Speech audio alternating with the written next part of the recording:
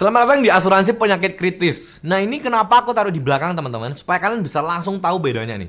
Asuransi jiwa, dia meng-cover tertanggung ketika meninggal. Asuransi kesehatan, dia meng-cover tertanggung ketika masuk di dalam rumah sakit. Tapi ada satu asuransi lagi, yaitu namanya penyakit kritis atau critical illness ya kita taunya ya bahasa Inggrisnya. Nah, critical illness ini dia akan meng-cover additional cost yang tidak tercover di asuransi kesehatan. Loh, itu berbeda lagi, Sel. Yap, itu berbeda.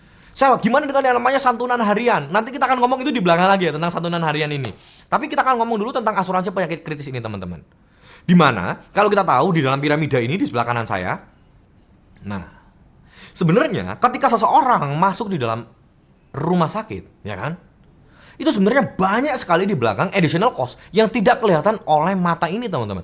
Oh, kita tahunya hanya oke, masuk rumah sakit, nanti aku akan repot dengan nota rumah sakit gitu kan. Tapi sebenarnya di belakang, kayak misalkan kita transportnya, ya kan, kita kirim makanan ke sana. Kalau misalkan let's say dia adalah tulang punggung keluarga, siapa yang beri makan gitu kan. Kalau misalkan jatuh SPP sekolah, siapa yang bayar. Nah, itu semua bisa di cover sama asuransi penyakit kritis ini. Maka dari itu kadang kalau misalkan teman-teman dengar ya namanya, oh ini adalah income protection. Nah, income protection atau perlindungan penghasilan itu bisa kita convert namanya jadi asuransi penyakit kritis.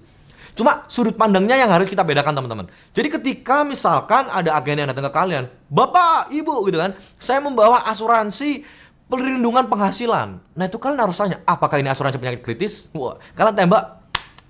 Kalau dia bilang iya, wah itu ya berarti kelihatan, oh ini asuransi penyakit kritis. Nah, apa yang membedakan lagi gitu kan teman-teman? Asuransi penyakit kritis ini dia benar-benar akan dikeluarkan atau kalian bisa ke cover proteksinya kalian kalau kalian benar-benar kena asuransi penyakit yang kritis. Makanya di situ dibilang asuransi penyakit kritis. Nah, penyakit kritis ini tiap perusahaan asuransi itu memiliki contoh yang berbeda-beda. Let's say asuransi penyakit kritis yang aku pakai sekarang, ya kan? Itu ada kurang lebih 25. Tapi ada di asuransi lain yang dia ada 10, 15, 30. Nah, itu macam-macam sekali, teman-teman. Dan itu harus memang kita ketahuin, kita catat, kita ya nggak usah ingat karena kita bukan dokter. Kita catat aja. Oh, kalau misal penyakit A, B, C kritis, dia termasuk kritis yang apa? Karena di dalam perusahaan asuransi ada dua penyakit kritis. Penyakit kritis tahap awal dan tahap yang udah memang ya gawat. Nah, jadi dari sana teman-teman, kita memang harus bedakan gitu. Oh, asuransi jiwa gunanya untuk ini. Oh, asuransi kesehatan gunanya untuk ini. Oh, asuransi penyakit kritis gunanya untuk ini.